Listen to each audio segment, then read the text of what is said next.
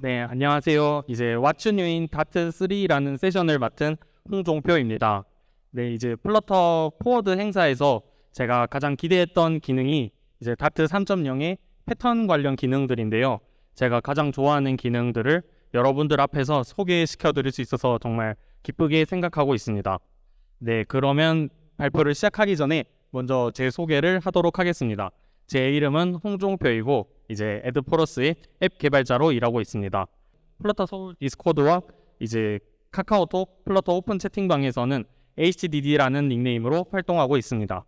네, 옆에 제 깃허브, 링크드인, 트위터, 미디움 블로그 링크들이 적혀 있는데 이제 발표를 보시고 궁금한 점이 있으시거나 아니면은 저와 이야기를 하고 싶으시면 언제든지 편하게 말씀해 주셔도 좋습니다.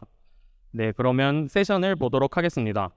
첫 번째로는 여러 가지 값들을 리턴하고 활용할 수 있게 해주는 레코드와 그리고 클래스의 상속 금지, 구현 금지 등의 제약을 걸어주는 클래스 모디파이어, 그리고 컴파일러에게 완전성을 검사하게 해주는 실드 클래스, 그리고 복잡한 조건식을 보다 간단하게 표현할 수 있게 도와주는 패턴이 있습니다. 마지막으로 시간이 조금 남는다면 다트 3.0을 실제로 사용하는 법에 대해서도 한번 같이 보도록 하겠습니다. 그러면 레코드 시작하겠습니다. 네, 일단은 레코드를 왜 필요한지부터 말씀드려야 되는데요. 레코드가 필요한 이유를 설명시켜 드리기 위해서 간단한 요구사항 하나를 가지고 와봤습니다. 네, 유저의 이름과 나이를 같이 반환하고 싶어요. 그런데 이때 이름은 스트링 타입이고 나이는 인트 타입입니다. 이럴 때 보통 저희는 컬렉션 혹은 클래스를 만들어서 반환하게 되는데 먼저 리스트를 만들어서 반환하는 경우를 보여드리도록 하겠습니다. 네, 리스트를 만들어서 반환하게 되면은 지금 as라는 키워드 보이시죠? 그렇기 때문에 이제 타입 캐스팅을 별도로 해줘야 되고 각 필드별로 타입 검사가 되지 않기 때문에 휴먼 에러 발생할 확률이 굉장히 높아지게 됩니다. 그러면 이제 보통 사람들은 그럼 클래스 만들면 되는 거 아니야? 네, 이렇게 말씀하실 수 있는데요. 네, 클래스를 만드는 경우를 보도록 하겠습니다. 클래스를 만들게 되면 지금 코드를 굉장히 많이 구현해야 되는 거를 볼 수 있죠. 네, 이렇기 때문에 데이터 메소드를 구현하지 않더라도 실제로 구현해야 되는 코드가 너무 많습니다. 모든 파라미터와 리턴 값을 클래스로 만드는 것은 비효율적이라고 생각합니다. 네, 그래서 다른 언어들에서는 이럴 때 이제 튜플과 레코드라는 것을 사용합니다. 튜플은 순서대로 정렬된 목록인데 리스트와 거의 비슷한데 이제 각각의 필드의 타입을 검사해 주는 것을 볼 수 있습니다. 레코드도 마찬가지로 맵과 비슷한데 이제 각각의 필드의 타입을 뭐 스트링 다이나믹 이런 식으로 정의하는 것이 아니라 인트, 스트링 이렇게 각각의 필드별로 타입을 정해줄 수 있습니다. 네, 다트에서는 이 두 가지 다른 언어들의 기능을 병합해서 레코드라고 부르기로 했다고 합니다. 네, 두 개를 병합해서 하나로 만든 이유는 이제 다트 언어에는 네임드 파라미터와 이제 포지션 파라미터 이렇게 두 가지가 있기 때문에 하나로 병합했다고 합니다. 네, 그래서 레코드를 쓰면 어떻게 되는지 보여드리겠습니다. 네, 레코드를 사용하면은 각각의 타입을 각각 검사해주기 때문에 그냥 이제 이게 새로운 문법인데요. $1, $2로 이제 각 필드를 받아올 수 있습니다.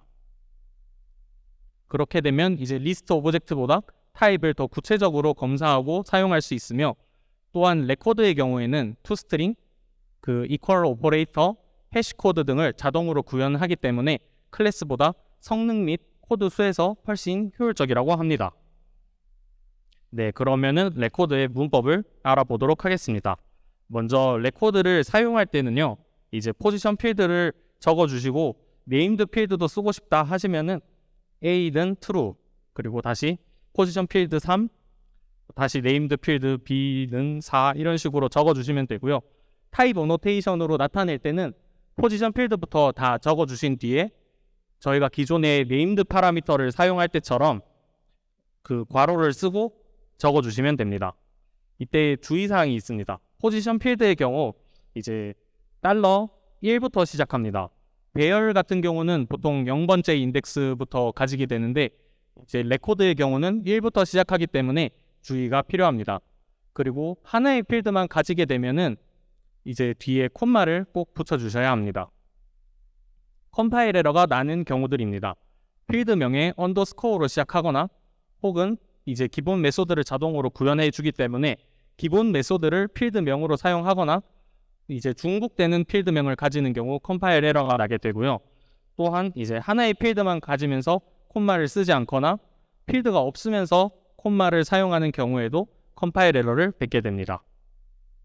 네, 그리고 이제 레코드가 추가가 되면서 다트 3.0이 아니라 먼 미래에는 아규먼트를 보낼 때 그 내부에서 if문을 사용하게 될 거라고 말을 하는데요.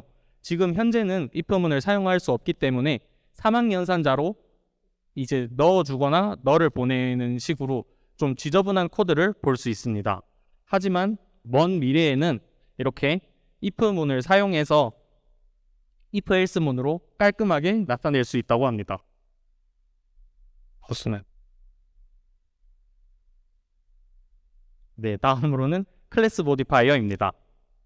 이제 클래스 모디파이어를 설명해 드리기 전에는 다트의 철학에 대해서 말씀해 드리고 싶은데요. 다트의 철학은 관대함이라고 합니다. 이제 타입을 선언하는 것만으로도 이제 생성하고 구현하고 상속할 수 있는 것은 다트의 고유한 특성 중 하나라고 합니다. 네, 그런데 왜 클래스 모디파이어를 필요로 할까요?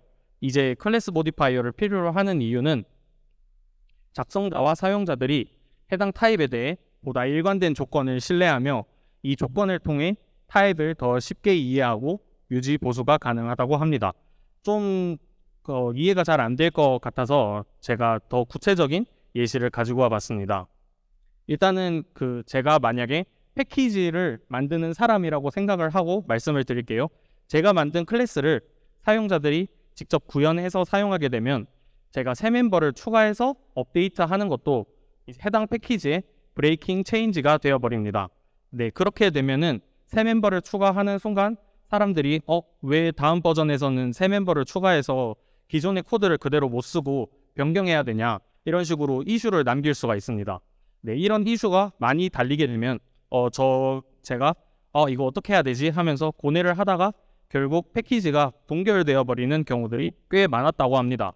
그래서 그런 일을 막기 위해서 Please don't implement this class라는 주석을 사용해서 사람들에게 이거는 직접 구현해서 쓰지 마라고 알려주기도 하지만 널리 사용되는 패키지의 경우는 이러한 주석만으로는 충분하지 않다고 합니다. 네, 그래서 이제 클래스 모디파이어를 통해서 구현을 금지하면 기존 사용자들이 변경 없이 새 멤버를 추가 가능하고요. 상속까지 금지하게 되면 새 멤버를 추가하는 것이 완전히 안전하게 변한다고 합니다. 그래서 패키지를 제작하는 사람 입장에서 확장 및 발전이 훨씬 쉬워지게 됩니다. 그리고 다음으로는 의도 전달 부분에서도 이점이 있습니다. 해당 클래스를 특정 방식으로 이제 사용하지 않기를 원할 수가 있는데 이때 상속, 금지 등을 제거하는 것으로 사용되는 방식에 대해서 안내를 제공하며 사용자를 의도한 방향으로 이끌어주게 됩니다. 네, 그렇기 때문에 사용자들에게 더 높은 생산성을 제공하게 됩니다. 네, 그러면 이제 본격적으로 클래스 모디파이어의 키워드들을 살펴볼 건데요. 이때 일단은 먼저 라이브러리라는 말이 굉장히 많이 나옵니다. 네, 그래서 퀴즈를 하나 준비했는데요. 다트의 라이브러리 범위를 아시는 분은 손을 들고 말씀해 주시면 좋을 것 같습니다. 자기가 선언된 파일 하나만. 맞습니다. 네, 이제 조금 더 부가적으로 이제 정답을 맞추셔서 굿즈를 나눠드리도록 하겠습니다. 네, 이제 다트 조금 더 구체적으로 설명을 드리면요. 다트의 클래스 모디파이어가 가지는 범위는 파일인데요. 이때 파트 오브로 포함되는 것들을 포함한 단일 파일을 이제 라이브러리의 범위로 지정하고 있습니다. 네, 그래서 이제 다시 설명을 드리자면은 베이스 키워드의 경우 사용하게 되면 라이브러리 외부에서 상속만을 허용하게 됩니다. 따라서 a.dart 파일에 베이스 클래스를 선언하게 되면은 a.클래스 내에서는 구현도 가능하고 상속도 가능하고 모두 가능하지만 이제 a.dart 파일이 아닌 b.dart 파일에서는 상속만을 허용하게 됩니다. 그리고 주의사항으로는 베이스 클래스를 상속받는 하위 클래스는 베이스, 파이널, 실드 클래스 중에 하나여야 한다고 합니다. 그리고 다음으로는 인터페이스입니다. 인터페이스도 이제 베이스 클래스와 거의 비슷하게 라이브러리 외부에서 구현만을 허용합니다. 마찬가지로 이제 같은 파일 내부에서는 상속도 받을 수 있습니다. 이 주의사항으로는 좀 되게 이상한데 객체 생성이 가능해요. 자바의 인터페이스처럼 만들고 싶으면 abstract interface 클래스라고 선언하셔야 됩니다. 네, 이게 JVM 쪽에 자바 등을 해보신 분이라면 인터페이스랑 클래스가 같이 있는 것도 되게 이상한데 이렇게 생각하실 수 있는데, 또 abstract랑 인터페이스가 같이 있는 모습에서도 이거 근본 없는 거 아닌가 이런 생각을 할 수 있다고 생각합니다. 네, 그래도 다트 좋은 언어입니다. 다음으로는 파이널과 믹스인 키워드입니다. 파이널 키워드의 경우는 라이브러리 외부에서 상속 및 구현을 막습니다. 마찬가지로 같은 파일 내부 혹은 파트 오브로 엮여져 있는 파일이라면 상속과 구현 모두 가능합니다. 파이널 클래스도 베이스 클래스와 마찬가지로 이제 자식 클래스는 베이스, 파이널, 실드 클래스 중에 하나여야 됩니다. 네, 다음으로는 믹스인입니다. 이게 그 클래스 모디파이어가 생기면서 그 유일한 브레이킹 체인지인데요.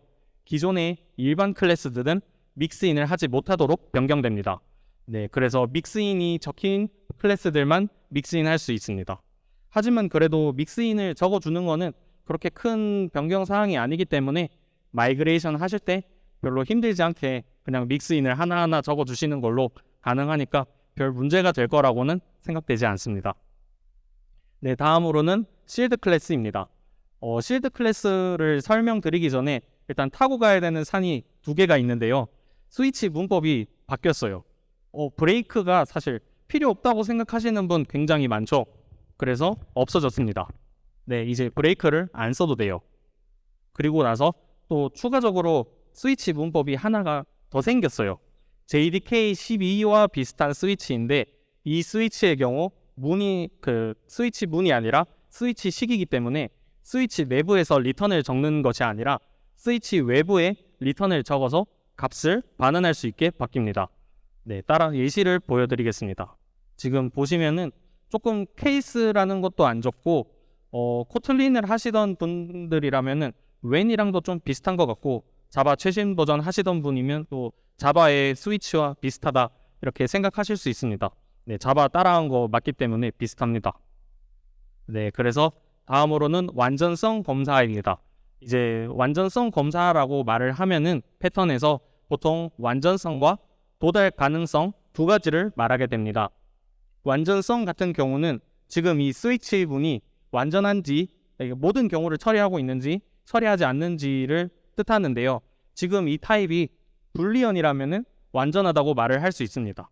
하지만 널러블 불 오브젝트라면은 이것 말고도 엄청나게 많은 경우가 있을 거기 때문에 완전하지 않다고 말을 할 수 있습니다. 다음으로는 도달 가능성입니다. 이제 이때 B가 어떤 타입이든지 true와 false를 앞에서 선언해주고 있기 때문에 불리언 B로는 절대로 도달할 수가 없습니다. 네, 이럴 때는 이제 도달 가능성이 완전하지 않다고 말을 할 수 있는데요. 이게 왜 필요한지 간단하게 설명을 드리겠습니다. 이제 다트는 널 세이프티 언어이기 때문에 값을 반환을 한다고 했으면은 이제 정상적으로 반환을 해줘야 되는데, 지금 보시면은 둘 다 모두 true인 경우, 둘 다 모두 참인 경우, 거짓인 경우, 그리고 앞에가 참이고 뒤에가 거짓인 경우는 있는데 앞에가 거짓이고 뒤에가 참인 경우는 지금 없습니다. 만약에 스위치가 이때 완전성 검사를 하지 못한다면은 런타임에서 에러가 발생하게 될 것입니다. 네, 그래서 스위치 표현식에서 완전성은 굉장히 중요하고, 이제 완전성을 검사하지 않으면 처리할 수 없는 경우가 발생하다고 합니다. 네, 그래서 실드 클래스까지 좀 두 개의 산을 넘어서 왔는데요. 이제 실드 클래스는 두 가지 제약을 가진다고 합니다. 클래스인 경우 직접적으로 생성이 불가능해서 앱스트랙트의 특성을 띠며, 또한 이제 구현, 상속, 믹스인하는 모든 자식 타입은 실드 타입이 정의된 라이브러리에서 정의되어 있어야 됩니다. 파이널의 특성을 띈다고 말을 합니다. 그래서 이 두 가지 제한을 가짐으로써 두 가지 유용한 특성을 가질 수 있는데요.